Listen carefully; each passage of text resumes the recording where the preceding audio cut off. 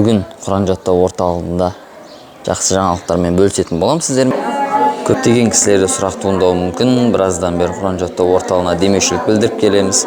Нәтижелер қандай деген. Міне бүгін сіздермен бұл негізгі топтан бөлек екінші қосымша тобымыз, яғни. Енді осы қосымша топтың арасынан іріктеліп жақсы оқыған жігіттерге қосымша ағылшын тілі, тажвид, пайғамбарымыз өмірде өмірбаянында дәріс өтіледі. Бұл келіп кетіп жүрген, оқып жүрген шәкірттеріміз, мен осылардың арасынан іріктелген негізгі топ шәкірттерін көрсететін боламыз сіздерге.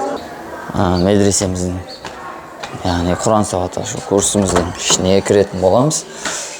Қызықтың бәрі осы жақта болып жатыр. Осы дәліздің артында негізгі топ шәкірттері, олар мінекей ағылшын тілін үйренуде.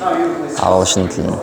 Яғни ең осы жақсы оқыған, ең алды 5 пара Құран жаттады. Осы ағылшын тілінде өтеді бұлар сабақты. Құран жаттау орталығында. Мінекей. Сондықтан да бізбен бірге болыңыздар. Осы шәкірттердің барлық керек жарақтарын сізбен біз болып атқарып, демеуші болып, болашақта ел жұртына қызмет ететін жігіттердің болуын Алла тағала нәсіп етсін.